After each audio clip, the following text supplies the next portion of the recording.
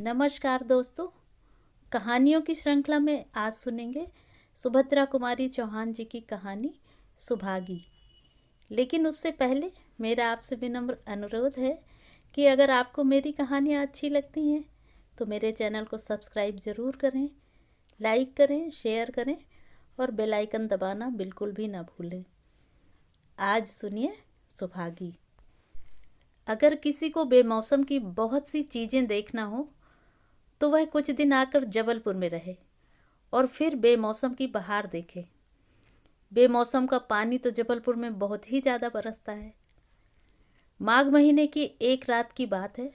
सर्दी बहुत जोर की थी और साथ ही साथ थी खूब तेज हवा, जो तीर की तरह हृदय को बेधती हुई जान पड़ती थी। बादल तो इधर कई दिनों से थे, थोड़ी बहुत बूंदाबांदी भी हो जाया करती थी, किंतु आज शाम को तेज तूफानी हवा के साथ जो पानी बरसा था वह बरसात के दिनों की याद दिला रहा था। इस समय पानी तो बंद था, परंतु बिजली का कड़कना, बादलों का गरजना और हवा का तूफान उसी तेजी पर था जैसे शाम को था। इस समय वही मौसम था जिसमें मैं बहुत घबराती हूँ। ऐसे आंधी, पानी और तूफान में मुझे डर भी बहुत लगता है। कोई विश्वास न करेगा, पर मैं सच कहती हूँ, जब ऐसा अंधड़ उठता है और मेरे बच्चे घर से बाहर रहते हैं, तब मेरे मन में यही आशंका बनी रहती है कि कहीं ऐसा ना हो कि इस आंधी में मेरा बच्चा उड़ जाए।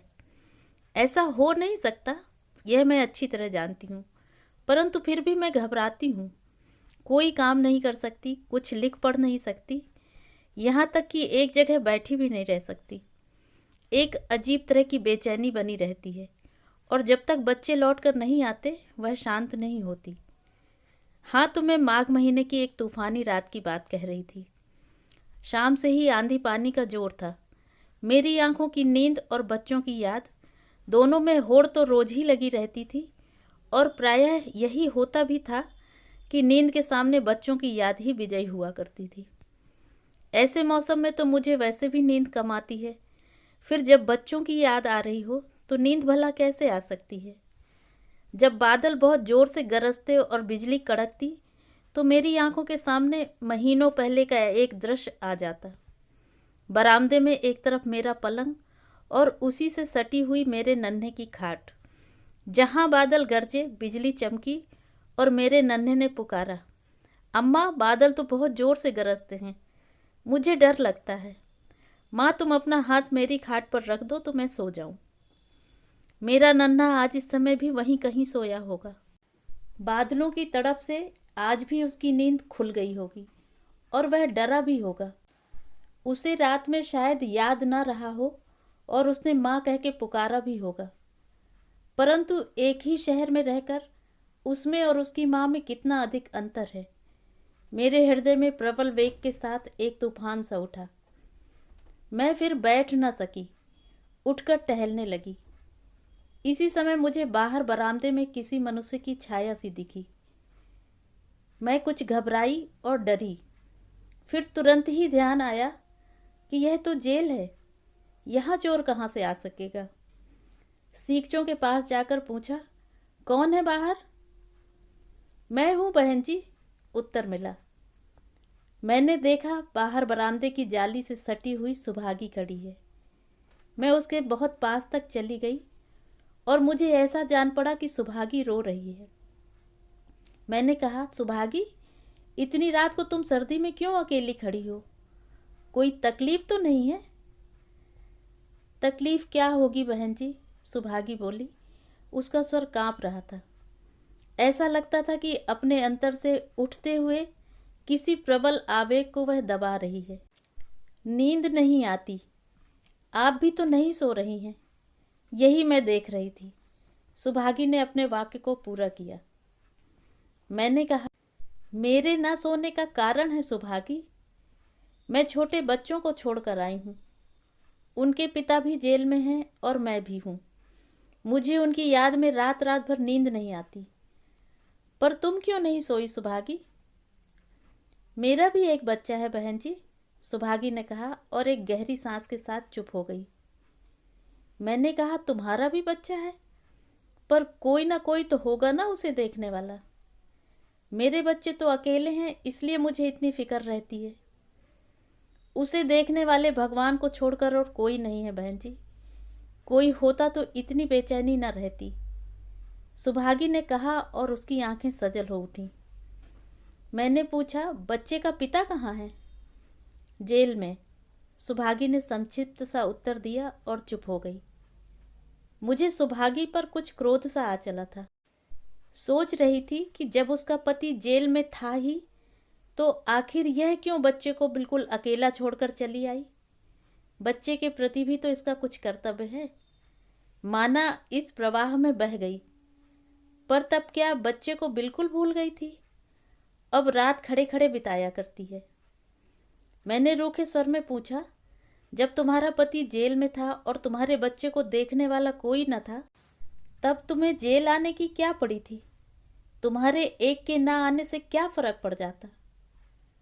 मैं अपने मन से नहीं आई, मुझे तो जबरन पकड़ लाए हैं, सुभागी ने बतलाया। मैंने उसकी ओर ध्यान से देखकर पूछा, तुम क्या बहुत दिनों से कांग्रेस का काम करती हो? सुभागी बोली, नहीं बहन जी, मैंने कभी कांग्रेस का काम नहीं किया और मैं इन बातों को समझती भी नहीं। मेरा आश्चर्य अब बढ़ चला। मैंने पूछा, फिर तुम्हें पकड़ा कैसे है? सुभागी ने कहा, कैसे पकड़ा क्या कहूँ बहन जी। बात यह थी कि मेरे पति और थानेदार से एक बार किसी बात पर कहा सुनी हो गई थी। तब से वह अदावत मानता था और इसी से आंदोलन के उठते ही उसने उन्हें पकड़वा दिया। अब घर में थी मैं अकेली और वही 9 साल का मेरा बच्चा। थानेदार आचरण का अच्छा नहीं है। उन्हें जेल भेजकर वह मेरे पास आया और कहने लगा, तुम्हारे आदमी को पकड़ ले जाने का मुझे दुख है, पर हमको तो हुक्म की तामीली करनी ही पड़ती है। जैसा ऊपर से हुक्म आया किया। पर सुभागी, तुम किसी तरह की तकलीफ ना उठाना। रुपए पैसे से मैं तुम्हारी मदद करता रहूँगा। जब तुम्हें कुछ ज़रूरत हो, घर पर आ जाना या कहलवा भेजना, मैं खुद चला आऊँगा। बहन जी, उसकी इस बात का अर्थ मैं समझती थी। मैंने कहा, अब आबरू न बचेगी। यह किसी भी समय आकर मेरा पानी उतार सकता है। अपने पास पड़ोस वालों से सलाह की। सब ने कहा कि मेरा कहना तो ठीक है, परंतु सब कुछ जानकर भी वे लोग थानेदार के विरुद्ध एक शब्द ना कहेंगे और मेरी कुछ सहायता ना करेंगे, क्योंकि थानेदार किसी को भी संदेह पर ही पकड़कर जेल भेज सकता है, ये उसे अधिकार है। फिर बिना मतलब कोई क्यों जेल जाए? और सबकी राय हुई कि मैं गांव छोड़कर दूसरी जगह चली जाऊं। शाम को थानेदार का आदमी मुझे बुलाने आया। मैंने कहा, मैं नहीं जाऊंगी, मुझे कुछ नहीं चाहिए। इस पर वह बहुत चिढ़ गया। उसने मुझे धमकी दिलवाई कि यदि मैं उसकी बात न मानूंगी तो मुझे पछताना पड़ेगा। मैं सब बात के लिए तैयार थी, पर आबरू नहीं बेचना चाहती थी। उसी रात में बच्चे को लेकर गांव छोड़कर चली आई और बहन जी सवेरे यहाँ के स्टेशन पर उतरते ही पकड़ ली गई। कुछ पर्चे न जाने कहाँ से मेरी पोटली में रखवा दिए गए थे। उनका कहना था कि मैं उन पर्चों को बांटती फिरती हूँ। मेरा रम्मू रोने लगा। मैंने कहा, इसे अकेला कहाँ छोड़ूंगी, इसे भी मेरे साथ ले चलो। पर वह मेरी कब सुनते थे। रोते हुए बच्चे को जबरदस्ती मुझसे अलग करके लारी पर बिठा के लाए और बंद कर दिया। तब से 2 महीने हो गए, बच्चे की कोई खबर नहीं है। जब पानी बरसता है, बादल गरजते हैं, तब जी और भी व्याकुल हो उठता है। कहाँ सोया होगा, क्या खाया पिया होगा उसने। मेरा कोई रिश्तेदार भी नहीं है और गांव वाले तो थानेदार के डर के मारे उसे अपनी छाया भी न छूने देंगे। उसके बाद बहन जी, एक दिन दफ्तर में मजिस्ट्रेट ने बुलवाया। वहाँ वही थानेदार भी था। मुझसे कहा कि तुम यह कह दो, आगे से कोई भी कांग्रेस का काम ना करोगी और थानेदार साहब के कहने में रहोगी तो तुम्हें छोड़ देते हैं। मैंने कहा, मुझे नहीं छूटना है।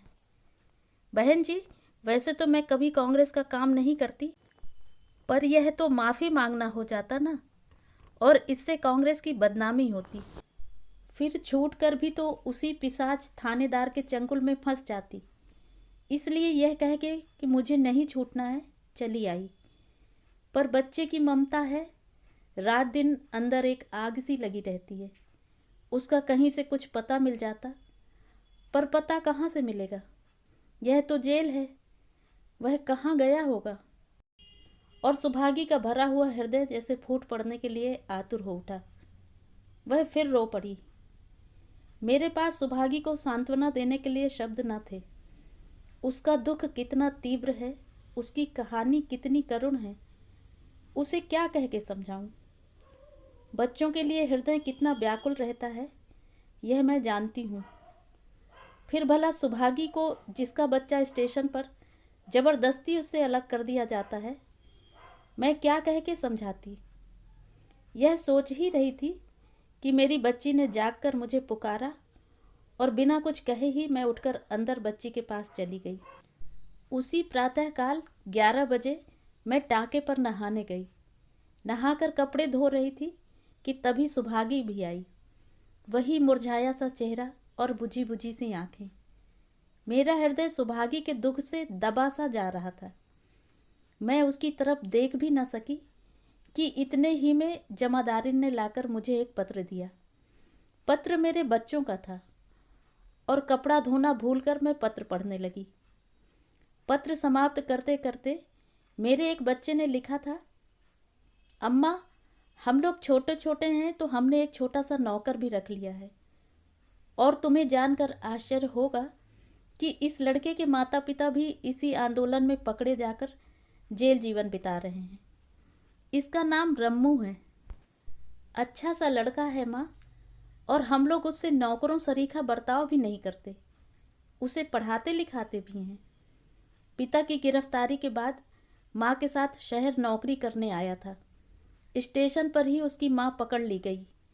तब से कई जगह नौकरी करने के बाद अब हमारे घर आया है और उसे यहाँ अच्छा भी लगता है। कहता है कि अपने माता पिता के छूटने तक वह हम लोगों के ही पास रहेगा। क्या कोई इस तरह के लड़के की माँ तुम्हारे जेल में है माँ? पास ही नहाती हुई सुभागी से मैंने पूछा, तुम्हारे लड़के का नाम क्या है सुभागी? नाम तो उसका रामलाल है, पर रम्मू रम्मू कह के पुकारते हैं सब लोग, सुभागी ने बतलाया। हर्षा तिरेक से मेरी आंखें सजल हो गईं। मैंने कहा, सुभागी, अपने बच्चे का समाचार सुन लो। और बच्चों की चिट्ठी का वह अंश जिसमें उन्होंने अपने छोटे से नौकर के विषय में लिखा था, पढ़कर सुना दिया। सुभागी को जैसे खोया हुआ खजाना मिल गया हो। उसने मेरे पैर छू लिए।